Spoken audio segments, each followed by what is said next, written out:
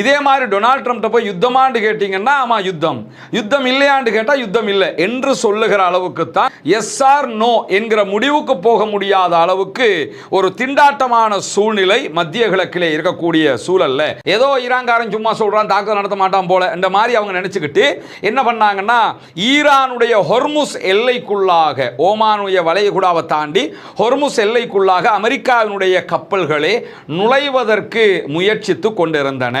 இதை கண்டறிந்த ஈரான் உடனடியாக அமெரிக்காவினுடைய ராணுவ கப்பல்கள் மீது குரூஸ் ஏவுகணை தாக்குதல்களை நடத்தி இருக்கிறது.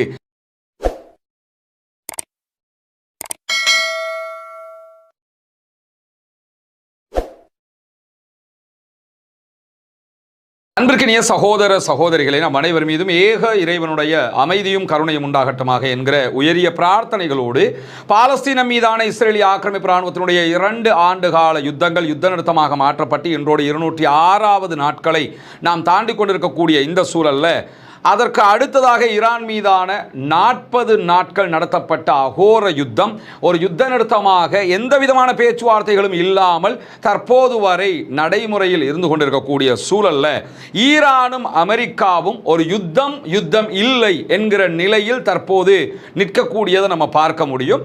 இந்த நிலை அமெரிக்காவுக்கும் இருக்கிறது, ஈரானுக்கும் இருக்கிறது. ஈரானை பொறுத்தவரையிலும் இப்போ யுத்தமான்னு கேட்டீங்கன்னா ஆமா யுத்தம் இல்லையான்னு கேட்டீங்கன்னா இல்லை யுத்தம் இல்லை. இதே மாதிரி டொனால்ட் ட்ரம்ப்ட்ட போய் யுத்தமான்னு கேட்டீங்கன்னா ஆமா யுத்தம் இல்லையான்னு கேட்டா யுத்தம் இல்லை என்று சொல்லுகிற அளவுக்கு தான் எஸ் ஆர் நோ என்கிற முடிவுக்கு போக முடியாத அளவுக்கு ஒரு திண்டாட்டமான சூழ்நிலை மத்திய கிழக்கிலே இருக்கக்கூடிய சூழல்ல அமெரிக்க அதிபர் டொனால்ட் ட்ரம்ப் யுத்தத்தினால் ஈரானை வெல்ல முடியவில்லை, எனவே ஒரு பேச்சுவார்த்தையில் எப்படியாவது ஜெயித்து விட வேண்டும் என்பதில் ரொம்ப கவனமாக பல முனைப்புகளையும் எடுத்து பார்க்கிறார். ஹொர்முஸை திறங்கன்னாரு, அவங்க திறக்கல, எனவே நானும் சேர்ந்து ஹொர்முஸை பிளாக் பண்றேன்னு சொல்லி அமெரிக்கனுடைய ஃபோர்ஸஸை போட்டு ஈரானுக்கு போகிற கப்பல்களை பிளாக் பண்ணினாரு. அதுல ஈரான் மடங்குவாங்கன்னு யோசிச்சார். ஆனால் ஈரான் லாவகமாக பாகிஸ்தானோடு 2008 செஞ்ச ஒப்பந்தத்தை அடிப்படையாக வைத்து போக்குவரத்துக்கு தேவையான அவர்களுக்கு தேவையான எல்லா உணவுகள் பொருட்களை எடுக்கக்கூடிய தரைவழி பாதையை ஓபன் பண்ணிட்டாங்க. சீனாவிலிருந்து தேவையானது எடுத்துக்கிட்டு இருக்கிறாங்க. இப்படி பல வழிகளிலும் அவர்கள் எல்லாவற்றையும் செய்து கொண்டே இருக்கக்கூடிய சூழல்ல மீண்டும் ஒரு யுத்தத்திற்கு போவதா இல்லையா என்பதை அமெரிக்க அதிபருக்கு மிகப்பெரிய தலைவலியாக மாறி இருக்கிறது. மே மாதம் 1ஆம் தேதிக்குள் நீங்கள் கட்டுப்படாவிட்டால் உங்களுக்கு எதிராக யுத்தத்தை ஆரம்பிப்போம் என்று சொன்னார் அமெரிக்க அதிபர் டொனால்ட் ட்ரம்ப். ஆனா இன்னைக்கு மே மாதம் 5 நம்ம நெருங்கிட்டோம், 4 தாண்டிட்டோம். இதுவரைக்கும் அவர் அப்படியான எந்த முனைப்புகளையும் காட்டல. ஆனா திடீர்னு நேற்று என்ன செஞ்சார் என்று சொல்லி சொன்னா ஹொர்முஸ்ல பாதுகாப்பாக எந்த கப்பல்களும் பயணிக்கலாம், அதற்கு அமெரிக்க படை துணை நிற்கும், எங்களுடைய படையினுடைய ஆதரவோடு உங்க கப்பல்கள் நகர முடியும் என்று சொல்லி ஒரு அறிவிப்பை விடுத்தார். உடனடியாக அமெரிக்காவுக்கு எதிராகவும் உலக நாடுகளுக்கு எதிராகவும் ஈரானுடைய IRGC என்ன பண்ணாங்கன்னா யாரும் நகரக்கூடாது, நகர்ந்தீங்கன்னா தாக்குதல் நடத்துவோம் அப்படின்னு சொன்னாங்க. ஏதோ ஈரான்காரன் சும்மா சொல்றான் தாக்குதல் நடத்த மாட்டான் போல இந்த மாதிரி அவங்க நினைச்சுக்கிட்டு என்ன பண்ணாங்கன்னா ஈரானுடைய ஹொர்முஸ் எல்லைக்குள்ளாக ஓமானுடைய வளைகுடாவை தாண்டி ஹொர்முஸ் எல்லைக்குள்ளாக அமெரிக்காவினுடைய கப்பல்களே நுழைவதற்கு முயற்சித்து கொண்டிருந்தன. இதை கண்டறிந்த ஈரான் உடனடியாக அமெரிக்காவினுடைய ராணுவ கப்பல்கள் மீது குரூஸ் ஏவுகணை தாக்குதல்களை நடத்தி இருக்கிறது. இந்த செய்தி தான் இன்றைக்கு எல்லா ஊடகங்களிலும் ஒரு முக்கிய செய்தியாக இடம் பிடித்திருக்கிறது. குறிப்பாக அமெரிக்க படைகளுடைய போர்க்கப்பல்களை கண்காணித்துக் கொண்டிருந்திருக்கிறது IRGC. இப்படி கண்காணித்துக் கொண்டிருக்கக்கூடிய சூழல்ல அமெரிக்காவினுடைய போர்க்கப்பல்கள் ஓமான் கடல்ல தங்களுடைய ரேடார்களை ஆஃப் பண்ணி வச்சுட்டு ஹொர்முஸ் ஜலசந்திக்கு உள்ள நுழையிறதுக்கு ட்ரை பண்ணியிருக்கிறாங்க. ரேடார் ஆன்ல இருந்தா கண்டுபிடிப்பீங்க, அதை ஆஃப் பண்ணி வச்சிடறோம். அப்படியே நாங்க உள்ள நுழைய போறோம். உள்ள நுழையும் போது அவங்க எந்த இடத்துல நிற்கிறாங்களோ அந்த இடத்தையே கரெக்டாக துல்லியமாக கண்காணித்து உடனடியாக ஈரானிய IRGC-னுடைய கடற்படை படைப்பிரிவுகள் உடனே என்ன பண்ணாங்கன்னா அவர்களுடைய அறிவித்தல்களை விடுத்திருக்கிறார்கள்.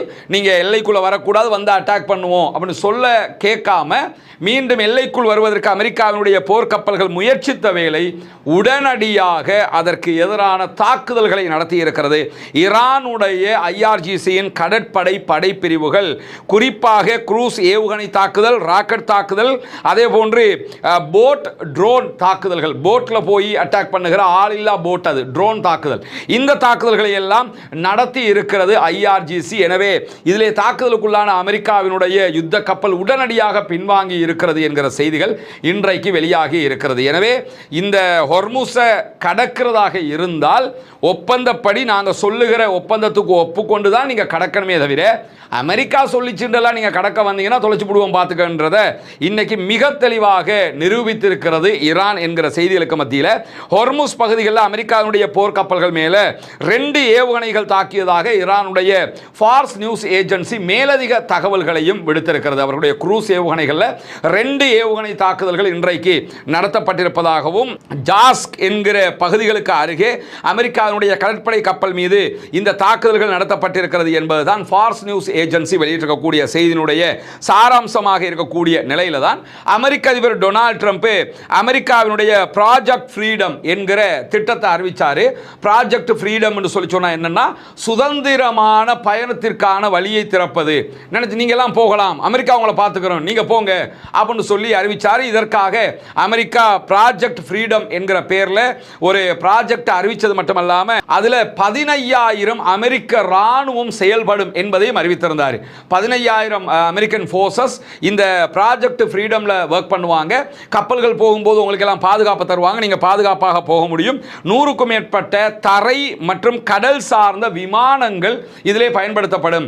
தரையிலும் கடலிலும் வர்க் பண்ணக்கூடிய 100க்கும் மேற்பட்ட ஃப்ளைட்டுகளை நாங்கள் இதில் ஈடுபடுத்துவோம் அப்படின்னு அறிவிச்சிருந்தார். அதை தாண்டி போர் கப்பல்கள், ட்ரோன்கள் மூலமாக உங்களுக்கு நாங்கள் சப்போர்ட்டை எல்லாம் தருவோம் என்று சொல்லியிருந்தார். நீ அடுத்தவனுக்கு சப்போர்ட் கொடுக்கிறது ரெண்டாவது, ஓன் கப்பலையே போக விடல, அதுக்கே குரூஸ் அடிச்சு நிறுத்திட்டாங்க என்கிற செய்திகள் தான் இன்றைக்கு வெளியாகி இருக்கக்கூடிய சூழல்ல பல சர்ச்சைக்குரிய நிகழ்வுகள் நடைபெற்று வருகிற நேரத்தில் தான் மற்ற நாட்டு கப்பல்களுக்கு நாங்கள் பாதுகாப்பு தர்றோம்னு சொல்லி அவங்கள கொஞ்சம் மோட்டிவேட் பண்ற மாதிரி அமெரிக்காவுடைய சென்ட்காம் ஒரு அறிவிப்பை விடுத்திருந்தாங்க. என்னன்னா மத்திய கட்டளை இன்றைக்கு எங்களுடைய 2 சரக்கு கப்பல்கள் அமெரிக்காவினுடைய கொடியை போட்டுக்கிட்டு ஹொர்முஸ் நீர்ப்பரப்பை கடந்திருக்கிறது அப்படின்னு சொல்லியிருந்தாங்க.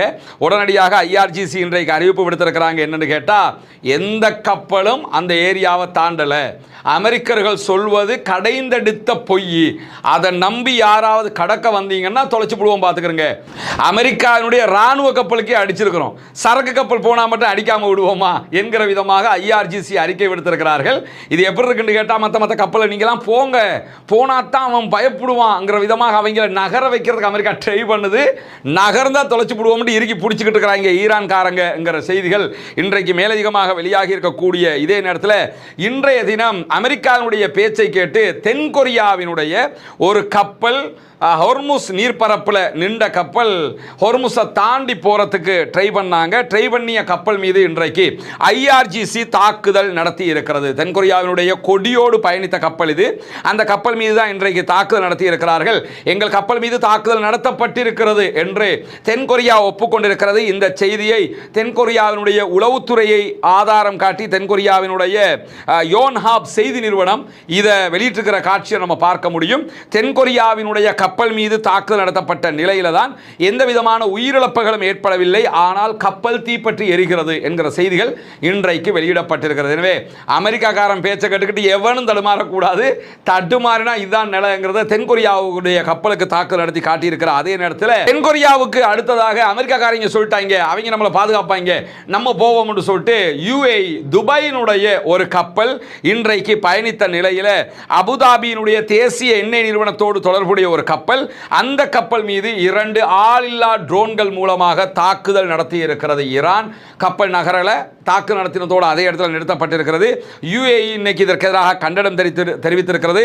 ஐக்கிய அரபு அமீரகத்தினுடைய எண்ணெய் கப்பல் மீதான தாக்குதல்கள் ஈரான் நிறுத்த வேண்டும் என்று சொல்லி GCC இன்றைக்கு அறிக்கை விடுத்திருக்கிறாங்க. GCC உலகத்தில் என்ன நடந்தாலும் அறிக்கை வெளியிடுவாங்க. ஆனால் சும்மா அறிக்கைன்னா என்னென்னு புரிஞ்சுக்கிறீங்க, பேப்பரில் அறிக்கை வரும். அது மாதிரி இப்போ நீ அடிக்கக்கூடாதுப்பா கண்டிக்கிறோம் அப்படின்னு சொல்லி இன்றைக்கு அறிக்கை விடுத்திருக்கிறார். அதே நேரத்தில் ஹொர்முஸ் ஜலசந்தியை கடக்க முனைந்த அபுதாபியினுடைய தேசிய எண்ணெய் நிறுவனத்தோடு தொடர்புடைய கப்பல் மீது தாக்குதல் நடத்தியது ஒரு ஏற்றுக்கொள்ள முடியாத பகிரங்கமான மீறல் அப்படின்னு சொல்லி அபுதாபியினுடைய அதிபருடைய ஆலோசகர் அன்வர் கர்காஷ் இன்றைக்கு வெளியிட்டிருக்கக்கூடிய கண்டன அறிவிப்பில் சொல்லி இருக்கக்கூடிய நிலையில் திடீரென அரபு எமிரேட்ஸ் UAEல இருக்கக்கூடிய மக்களுடைய மொபைல்களுக்கு உடனடியாக எஸ்எம்எஸ் அலர்ட் போயிருக்குது, ஏவுகணை தாக்குதல் அலர்ட் போயிருக்குது. பிறகு இரண்டாவது அலர்ட்ல யுஏஇ யாரும் பயப்பட வேண்டிய அவசியம் கிடையாது, எந்த பிரச்சனையும் இல்லைன்றதை அறிவிச்சிட்டாங்க. பட் முதலாவது எஸ்எம்எஸ்ல எல்லோருமே பாதுகாப்பான இடங்களுக்கு போங்க என்கிற அலர்ட்டை கொடுத்திருக்கிறாங்க. காரணம் என்னன்னு கேட்டால், கப்பலுக்கு அட்டாக் நடந்ததோட யுஏஇ மேலேயும் அட்டாக் நடக்க போகுதோ என்கிற பயத்தில் தான் அந்த எஸ்எம்எஸ் அறிவிப்பு அலர்ட் வந்திருக்கிறது. ஆனால் தற்போது அந்த விதமான எந்த பயமும் இல்லாத ஒரு சூழல் இருக்கிறது என்பதையும் யுஏஇனுடைய அரசாங்கம் தெளிவூட்டி இருக்கிறது. ஆனால் அந்த கப்பலுக்கு அடி விழுந்திருக்கிறது என்கிற செய்திகள் வெளியாகி இருக்கிற அதே நேரத்தில் இஸ்ரேல் ஆக்கிரமிப்பு ராணுவத்திற்கு எதிராக 11 கடுமையான தாக்குதல்களை நடத்தி இருக்கிறது ஹிஸ்புல்லாக்கள் என்கிற செய்திகள் வெளியாகி இருக்கிறது. எப்படியாவது தெற்கு லெபனானை கைப்பற்றி முழுவதுமாக நாங்கள் ஆக்கிரமிச்சிட்டோம் என்கிற செய்தியை சொல்லி அதனூடாக தேர்தலில் ஜெயிச்சு மீண்டும் ஆட்சியை பிடிச்சிக்கிறோம்னு நெத்தனியாகு தடுமாறிக்கிட்டு இருக்கிறாரு. ஆனால் நெத்தனியாகினுடைய கனவு கனவாகவே இருக்கிறது. ஹிஸ்புல்லாக்கள் பலத்த பதிலடி தாக்குதல்களை கொடுத்து கொண்டிருக்கிறார்கள். ஹிஸ்புல்லாக்களுக்கும் இஸ்ரேலுக்கும் இடையில ஒரு யுத்த நிறுத்தம் என்று அமெரிக்க அதிபர் அறிவித்திருந்தாலும் யுத்த நிறுத்தத்தை மீறி ஹிஸ்புல்லாக்களை தாக்குகிறோம் பேர் வழி என்று பொதுமக்கள் மீது இஸ்ரேல் தாக்குதல் நடத்துகிறது. அதற்கு எதிராக பதிலடி தாக்குதல்களை ஹிஸ்புல்லாக்களும் நடத்தி கொண்டிருக்கிறார்கள் என்கிற செய்திகள் வெளியாகி இருக்கிற அதே நேரம் இன்றைக்கும் ஜனவரி மாதம் உள்நாட்டுக்குள் நடத்தப்பட்ட அரச எதிர்ப்பு போராட்டங்களில் மொசாதோடு தொடர்பு பட்டு போராட்டங்களில் கலந்து கொண்டார்கள் என்கிற பேரில் கைது செய்யப்பட்டு குற்றச்சாட்டுகள் நிரூபிக்கப்பட்ட 3 பேருக்கு ஈரான் தூக்கு தண்டனையை நிறைவேற்றி இருக்கிறது. ஒவ்வொரு நாளும் 2 பேர் 3 பேர் 5 பேர்னு மரண தண்டனையை நிறைவேற்றி கொண்டே இருக்கக்கூடிய சூழல்ல நமக்கெல்லாம் தெரியும், ஈரானுடைய ஒரு சரக்கு கப்பலை கடந்த ஒரு மாதத்துக்கு முன்பதாக அமெரிக்கா கைப்பற்றி இருந்தது. அமெரிக்காவினுடைய சென்ட்காம் வெளியிட்டிருந்த அறிவிப்பு பிரகாரம் MV தௌஸ்கா என்கிற ஒரு கப்பல் தான், அந்த கப்பலில் தான் கைப்பற்றி இருந்தாங்க அமெரிக்காவினுடைய மெரைன் படைப்பிரிவு. அந்த கப்பலில் இருந்த 15 ஈரானுடைய மாலுமிகள் பாகிஸ்தானுக்கு அனுப்பப்பட்டு பாகிஸ்தானில் இருந்து இன்றைக்கு ஈரானை வந்தடைந்திருக்கிறார்கள். கப்பலை தான் அமெரிக்கா கைப்பற்றி இருக்கிறாங்க. அதில் இருந்த மாலுமிகள் மீண்டும் அனுப்பப்பட்டிருக்கிறார்கள், மீண்டும் ஈரானை வந்து அடைந்திருக்கிறார்கள் என்கிற செய்திகள் இன்றைக்கு வெளியாகி இருக்கிறது. இன்றைக்கு வெளியாகி இருக்கக்கூடிய முக்கியமான செய்திகளுடைய தொகுப்பை தான் பார்த்திருக்கிறோம். தொடர்ந்து இணைந்திருங்கள். ரஸ்மின் பைசி நியூஸ் மற்றும் ரஸ்மின் டாக்ஸ் ஆகிய 2 சேனல்களோடு உங்களுக்கு தேவையான உண்மையான செய்திகளை உடனுக்குடன் கொண்டு வந்து தருவதற்கு தயாராக இருக்கிறோம். ஆக்கிரமிப்புகள் ஓய வேண்டும், ஆக்கிரமிப்பாளர்கள் ஓய வேண்டும், ஆக்கிரமிப்புகள் ஓய்ந்து ஆக்கிரமிப்பாளர்களும் ஓய்ந்து மத்திய கிழக்கிலும் முழு உலகிலும் அமைதி திரும்ப வேண்டும் என்கிற உயரிய பிரார்த்தனைகளோடு தொடர்ந்தும் ஜனநாயக ரீதியாக ஆக்கிரமிப்பாளர்களுக்கு எதிராக குரல் எழுப்புவோமாக. வாஹர் தஅவானா அல்ஹம்துலில்லாஹி ரப்பில் ஆலமீன்.